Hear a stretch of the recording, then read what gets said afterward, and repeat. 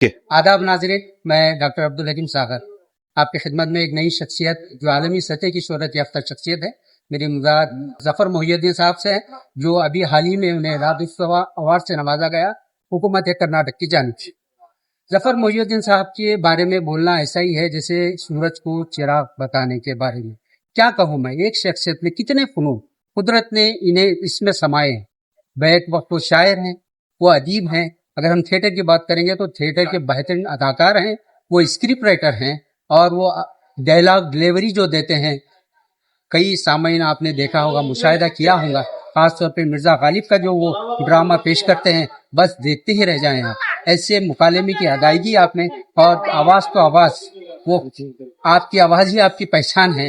ये लोगों काफी मशहूर हुआ था जफर मोहिउद्दीन साहब के बारे में, चूंकि बैसवर के, मैं तो कहूंगा कि बैसवर की दुनिया के शहंशाह हैं। जी वजह फरमाया मैंने। तो आज वो हमारे यहाँ शख्सियत मौजूद है, उन्हीं से पूछते हैं कि सर आदाब, सर आप गुलबर्गा तशरीफ लाए, हालांकि आपका ताल्लुक तो हैदराबाद कर्नाटक इलाके से ही रहा है। तो सर मैं एक बात पूछना चाह रहा हूँ, आपके बारे में काफी लिखा गया, काफी पढ़ा गया, और ये सिलसिला भी जारी ही है आपके ताल्लुक से। सर ये बताइए कि आपने यहाँ से सफर जो शुरू किया रायचूर को छोड़ करके बेंगलोर में, तो वहाँ भी आप अदबी खिदमत आपके जारी सारी रहे, और गुलबर्गा तो इल्म अदब का गहवारा है, आप जानते हैं। तो यहाँ के उर्दू माहौल और वहाँ का उर्दू माहौल आप कैसा देखते हैं?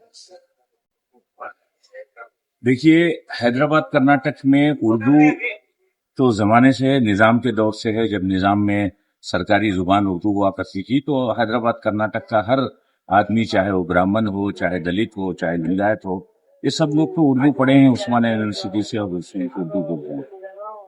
बैंगलोर एक ऐसी जगह है जहाँ तमिल का ज्यादा असर रहा है, कन्नड़ है, तो वहां भी एक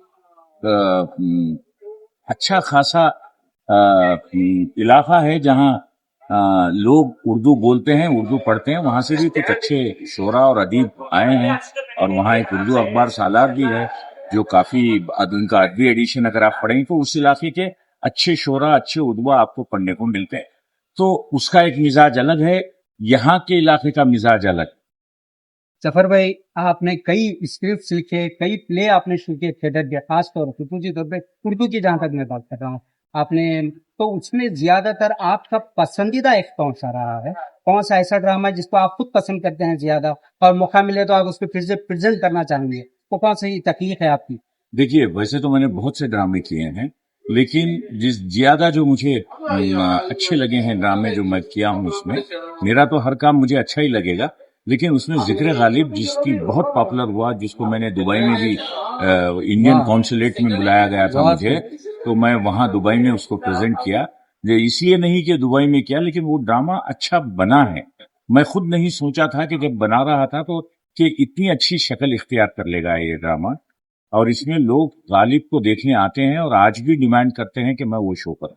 उसके बाद मेरा और एक बहुत पसंदीदा ड्रामा है, वो है टीपू सुल्तान के ख्वाब, जो गिरीश कर्नाड का ड्रीम्स ऑफ टीपू सुल्तान को जो मैंने उर्दू में उसका तर्जुमा किया, और उर्दू अकेडमी में उसको उर्दू में छापा, और सिद्धरामैया साहब ने उसको रिलीज किया विधानसभा में। तो उसके बाद जो मैंने 2 शोज किए, इसमें सबसे अच्छी बात यह है कि गिरीश कर्नाड आकर 2 घंटे बैठकर वो ड्रामा देखे, अपना ऑक्सीजन का पाइप लगा। क्या बात है! तो वो ड्रामा मेरी दिल से बहुत करीब है, और बहुत बड़ा प्रोडक्शन है, उसे मैं हर कहीं नहीं कर सकता। उसको करने के लिए बहुत सी चीजों का एहतमाम करना पड़ता है। जी। उसके बाद उसमें मैंने दखनी का इस्तेमाल, देखिए मुझे दखनी जुबान से बहुत मोहब्बत है, चाहे गुलबर्गा रायचूर की दखनी हो, चाहे हैदराबाद की दखनी हो, चाहे तमिलनाडु की दखनी हो। दखनी के फ्लेवर्स अलग अलग हैं, उसकी चाशनियां अलग हैं, और मुझे उर्दू जुबान में सबसे ज्यादा दखनी की चाशनी अच्छी लगती है। तो मैंने टीपू सुल्तान में, जब टीपू सुल्तान अपनी एहलिया और बच्चों से बात करते हैं तो दखनी में करते हैं, जब अपने वालिद हैदर अली से बात करते हैं तो दखनी में करते हैं। ये अदा गिरीश कर्नाड को बहुत अच्छी लगी, क्योंकि मैंने उसे नेटिव टच दिया, इलाकाई टच दिया। इसी तरह शादी की किरकिरी जो हैदराबाद पर ड्रामा है, अंग्रेजी किताब सादिका पीर भाई की है, मैरी गो राउंड, उसका मैंने उर्दू में ड्रामा किया था, वो हैदराबादी दखनी में था। और एक ड्रामा जिसने लाहौर नहीं देखा, ये 3 ड्रामे मेरे करीब है। सबसे अजीज मुझे जिक्र गालिब लगता है, जो मुझे बहुत अच्छा लगता है, और अब मैं एक नए प्रोजेक्ट पे काम कर रहा हूँ। कि आपने इसका जिक्र तो किया है, लेकिन मुस्तकबिल में आपके क्या इरादे हैं, खास तौर पर थिएटर को लेकर के, کوئی ایسا کانسیپٹ ہے جو آپ کے اپنے جتنے سامعین اور ناظرین ہیں ان کو نظر میں رکھتے ہوئے آپ یہ پروجیکٹ کرنا چاہتے ہیں؟ دیکھیے مجھے ہمیشہ تاریخی سبجیکٹس اچھے لگے ہیں، لیکن آج کے دور میں تاریخی ڈرامہ کرنا ایک بہت بڑا پروجیکٹ ہو جاتا ہے، بہت خرچے کاسٹیومز وغیرہ، جب تک کوئی اسپانسر نہیں آئے، لیکن اسپانسر ملنا مشکل ہے۔ اب مجھے ایک تاریخی سبجیکٹ بہت دنوں سے مجھے ذہن میں تھا اور دل کر رہا تھا کہ میں اس پر کام کروں، وہ ہے محمود گاما۔ محمود گاما ایک ایسی شخصیت ہے، بڑی سیکولر شخصیت رہی ہے، ان کے سبق اسکول کی کتابوں میں بھی پڑھے ہوں گے آپ سب لوگ۔ تو یہ بیدر کا ہے اور ان کا وہاں ایک مدرسہ ہے، اس مدرسے کے کھنڈر میں کرنا چاہتا ہوں، اس کے لیے میں اسپانسر ڈھونڈ رہا تھا۔ تو جب میں شاہین کے عبدالقدیر صاحب سے بات کیا تو فوراً آ گیا ہے، تو میں بہت جلد محمود گاما بیدر میں پیش کرنے جا رہا ہوں، اگر ہو سکے تو گلبرگہ میں بھی اس کا شو کروں۔ بہت خوب، بہت خوب۔ اس سے ہٹ کر کے ہم پوچھنا چاہیں گے ظفر محی الدین صاحب سے کہ ایک عرصے سے آپ کے خدمات کو دیکھتے ہوئے حکومت کرناٹک نے اردو اکیڈمی کا آپ کو رکن منتخب کیا ہے، اور ماشاءاللہ اس وقت سے آپ کی خدمات جاری ساری ہیں۔ تو اکیڈمی کو لے کر کے آپ کے اور کیا مستقبل میں کیا پلان ہے، کیا اردو کے کاس کے لیے آپ کیا کرنا چاہ رہے ہیں، ذرا بتائیے ہمارے۔ دیکھیے مجھے اکیڈمی میں شاید اسی لیے سرکار نے لیا ہے، کرناٹک سرکار نے، کیونکہ میں اردو ڈرامے کر رہا ہوں، ایک زمانے سے کر رہا ہوں، اور لوگ کہتے ہیں کہ بھائی ساؤتھ انڈیا میں میں اردو ڈرامے پیش کر رہا ہوں۔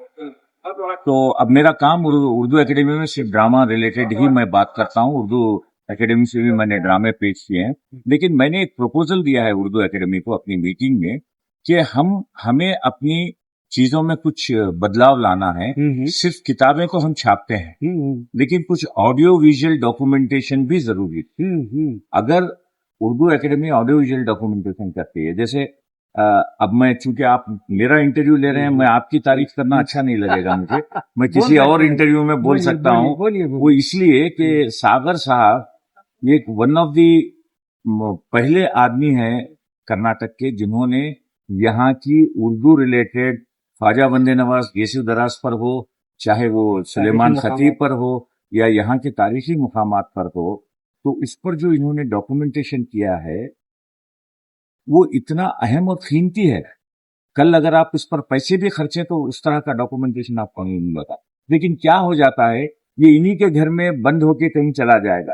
چلو آج کم سے کم یوٹیوب تو ہے، یوٹیوب پہ دکھائی تو دے گا، لیکن اس کے علاوہ میں کیا چاہتا ہوں، ایسی تنظیمیں، ایسی اکیڈمیاں جو اردو پر کام کر رہی ہیں، کرناٹکا اردو اکیڈمی کو چاہیے کہ ساغر صاحب جیسے ڈاکومنٹرز کو ڈھونڈے کرناٹک میں، اور ان کو لے کر کرناٹک کے اردو شعرا جو آج نہیں ہیں، یا اردو ادیب ہو یا اردو صحافی ہو، ان پر ڈاکومنٹیشن کر کے کرناٹکا اردو اکیڈمی کی لائبریری میں وہ ڈاکومنٹس ملے۔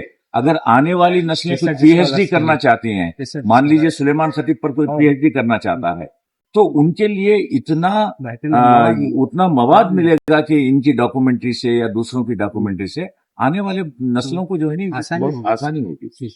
بہت اچھی بات یہ اصل ٹاپک پہ آتے ہیں۔ سامعین ناظرین بڑی بے چینی سے انتظار کر رہے ہوں گے، کیوں تو ظفر محی الدین صاحب کو بیش بہا کئی انعامات اکرامات سے ان کی خدمات پر انہیں نوازا گیا ہے، کئی ایوارڈ سے انہیں نوازا گیا ہے، لیکن ایک قابل پروقار ایوارڈ ہوتا ہے ریاستی ایوارڈ حکومت کرناٹک کی جانب سے، جسے ہم رادوتسوا ایوارڈ کہتے ہیں، اس سے آپ کو سرفراز کیا گیا۔ کافی خوشی کی لہر یہاں کی عوام میں دوڑ چکی ہے۔ اسی ضمن میں 3 روزہ پروگرام آپ کی تہنیت پر پیش کیا جا رہا ہے۔ یقین مانی گلبرگہ میں، بیدر میں یہ سلسلہ شروع ہوا، بیدر گلبرگہ اور رائچور 3 دنوں تک لگاتار وقت واحد میں ایک دن میں 4 5 پروگرام پیش کیے جا رہے ہیں۔ یہ آپ کی خدمت کا ثمرہ ہے۔ تو میں پوچھنا چاہوں گا کہ ظفر بھائی، رادوتسوا جیسا پرافخار ایوارڈ حکومت کرناٹک کی جانب سے آپ کو عطا کیا گیا، اس کا مشاہدہ، اس کا ایکسپیرینس کیسا رہا؟ دیکھیے میری خوشی کی لہر دوڑ گئی جب مجھے ایوارڈ سے ایک دن پہلے مجھے فون آیا ہونا بھی چاہیے کہ سالار کے دفتر سے کہ مبارک ہو، آپ کو ایوارڈ مل گیا۔ تو مجھے یقین نہیں ہوا، میں نے بولا کہ دیکھیے آپ کچھ غلط فہمی ہوئی ہوگی، پتہ نہیں، مجھے تو کوئی اطلاع نہیں آئی۔ بولے نہیں، پریس کانفرنس ہو گئی ہے، گورنمنٹ آرڈر نکل چکا ہے کہ آپ کو آپ کی مجموعی خدمات، ڈرامہ اور ایون میں ایکٹیویزم بھی کرتا ہوں, سوشل سروس, آوازیں اٹھاتا ہوں. جیسے national council of promotion of Urdu language پہ جب میں نے ایک بڑا احتجاج کیا تھا, جب انہوں نے یہ لکھا تھا کہ اردو کی کتاب جو لیں گے وہ سرکار کے خلاف نہیں کہیں گے. سمرتی ایرانی اس وقت منسٹر تھی تو اٹھائی تھی, تب گریش کرناڈ کو جب میں سنایا تو میرے ساتھ آئے, بولے ظفر میں تمہارے ساتھ, وہ میرے ساتھ بازو آ کے کھڑے ہو گئے.